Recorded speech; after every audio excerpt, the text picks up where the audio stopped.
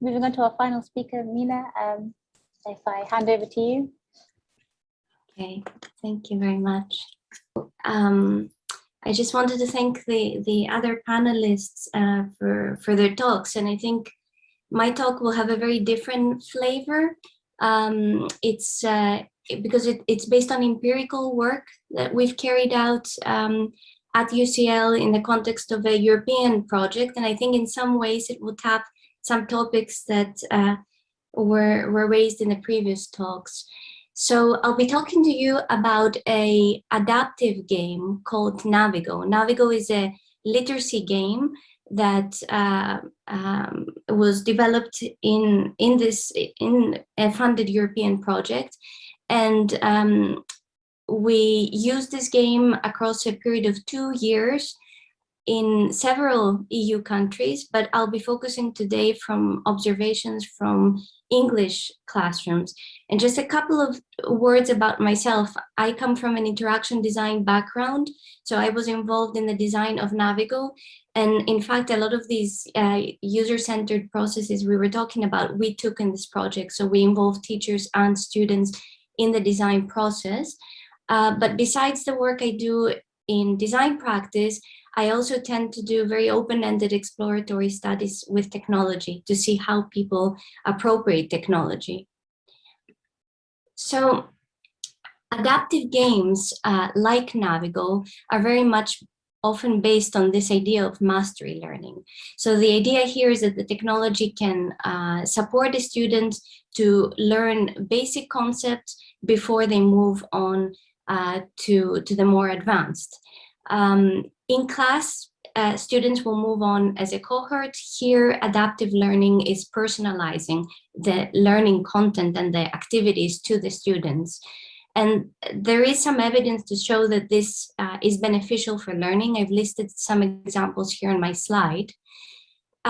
In our work, because we work with very young children, so children as young as 5 years old, we have seen that even though the mastery learning activities are important, there does need to be an external facilitation from a teacher to make sure that the children are attending to the learning aspects of the technology and they're interacting for learning. So in the field, there's a general, I guess, implicit assumption here that adaptivity will free up teacher time to do better things in class, for example, focus on the students who struggle the most.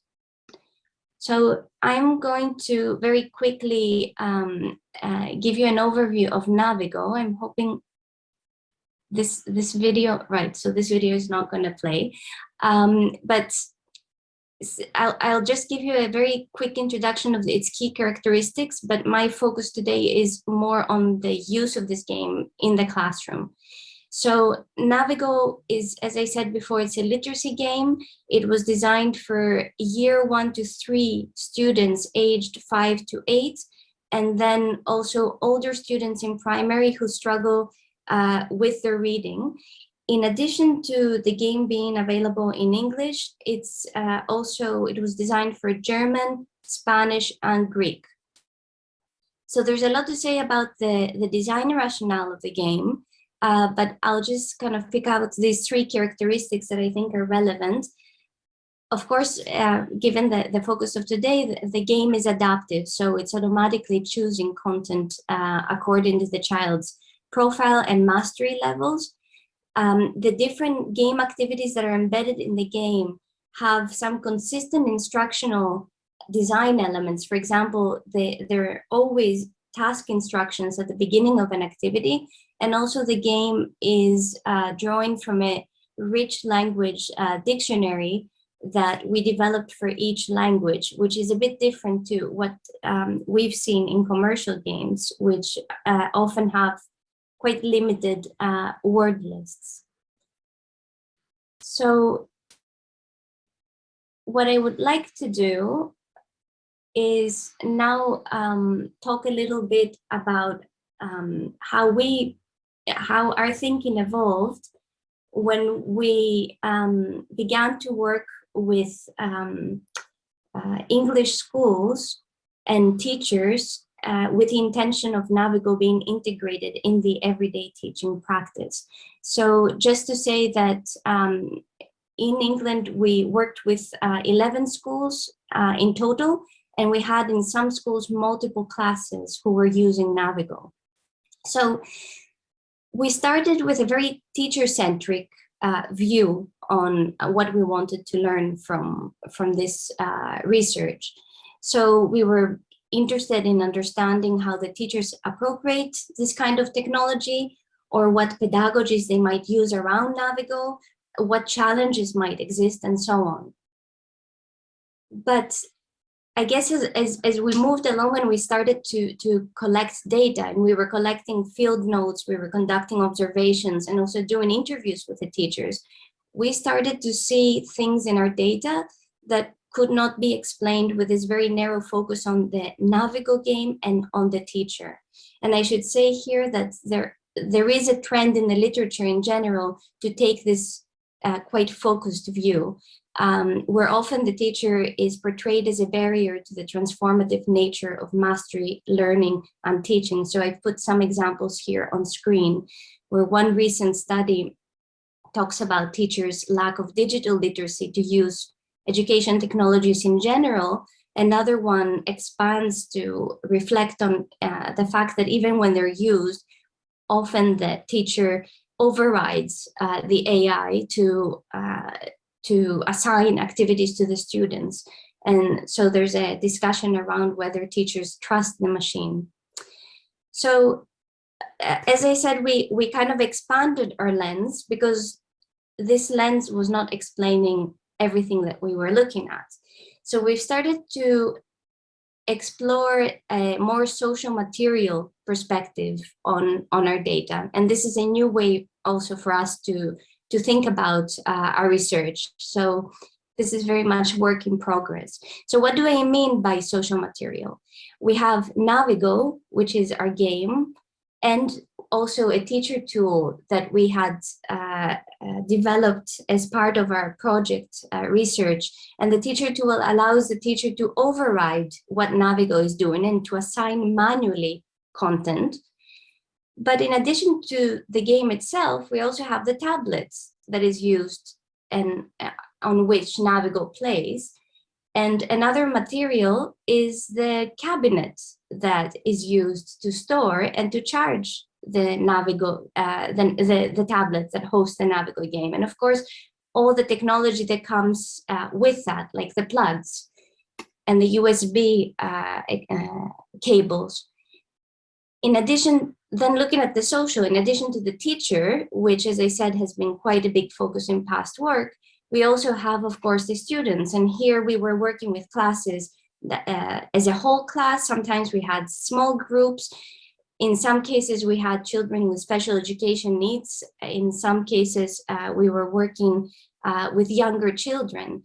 So these dynamics also are important to recognize and problematize.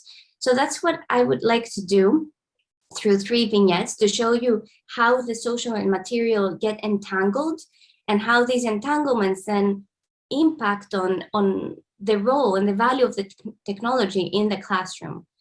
But before I go into the vignettes, I just wanted to give you the biggest highlight in terms of one of Navigo's effects in the classroom. And this was around children's motivation. So what we found is, on the whole, children were expressing to their teachers their desire to engage with Navigo.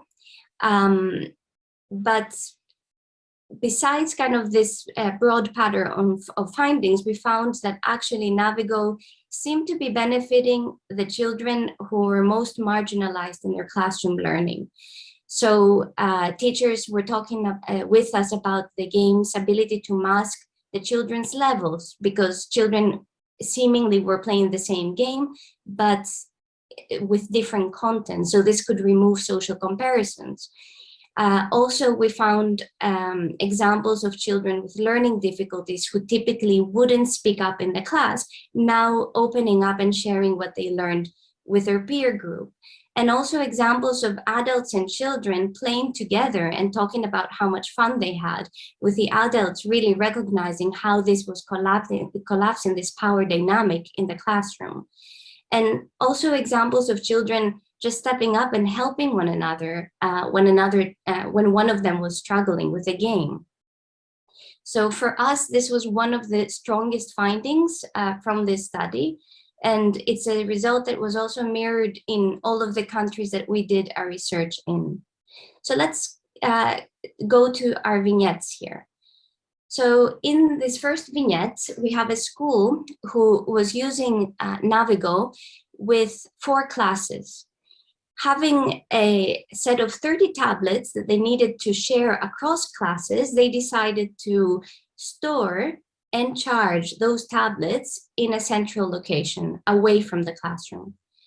However, because the tablets were not immediately accessible to the class teacher, months went by and the teachers weren't using Navigo, or the tablets, of course. So upon reflection, one of the teachers proposed that these 30 tablets are divided across the classes involved, and therefore they're locally charged in the classroom and accessed as well. So this material decision, going back to our discussion about the materials, to do with access and maintenance of the tablet, in turn shaped the practice, which is how and when Navigo, as an adaptive game, was used in the classroom. Navigo was used in rotating groups of maybe 4 or 5 children who each played Navigo on a different day of the week in quite flexible free play slots. The adaptivity of the game during this period freed up teachers' time to attend and problem solve on these issues. So as time went by and teachers figured out how to maintain and access the tablets, they came to realize that the adaptive game afforded them with the time to look after the rest of their class. So as the children were playing Navigo, they could look after the other groups of children. And therefore, these teachers started to think of Navigo as something that was more of an independent learning activity. Let's look at a second vignette, again from our data. And this is with a teacher called Marie, who was working with a whole class. And her class was year 2. So these are children who are around 5-6 years old. And one of the things that Marie was grappling with were the persistent technical issues that her students were having. So some of them couldn't log into the game with their credentials. Others were spending too much time customizing their avatar, which I'm sure rings a bell with some of you. So instead of playing the games and learning, they were investing in the more motivational features of the game. And then quite a few children were impatient when the game was loading the next game, and they were insistently tapping on the game, crashing the Navigo game. So suddenly Marie had a very big group of children and lots of technical issues that she had to handle. So initially she wanted to spend more time to align Navigo with her weekly teaching, but because of these issues, these material issues to do with Navigo and the children's interactions with it, she decided to use the room that the adaptivity gave her to develop strategies that addressed these kind of challenges. For example, one of the practices she started to look at was how to teach digital literacy skills to her students. And here is our final vignette, quite different from the other two. From Claire, who struggles to find a time slot for Navigo in her very busy timetable. And in fact, this was one of the observations that we had with all of our schools and all of the classes. So Claire does appreciate the fit of Navigo with her curriculum, but the game competes with other more established and tested activities. This contributes to a decision to use Navigo once a week with a class. Owing to the little time that the children then had to play with the game, the children were not playing enough in order to unlock the more advanced areas of their literacy mastery journey. And this in turn led Claire to come to see Navigo as an intervention that consolidated her students' learning, because the content she kept seeing in her student screen was content from the previous term or the term before. So in this final example, again, we see the social material interaction. So Claire's perception of what is a legitimate and valuable activity and how much time should be dedicated to that interacts with how well the game does mastery learning and how synchronized this is with the classroom learning. So just to wrap this up and come back to this issue of what were the effects of the Navigo game in the classroom, from the perspective of the teachers, adaptivity, the adaptive functionality made some time and space.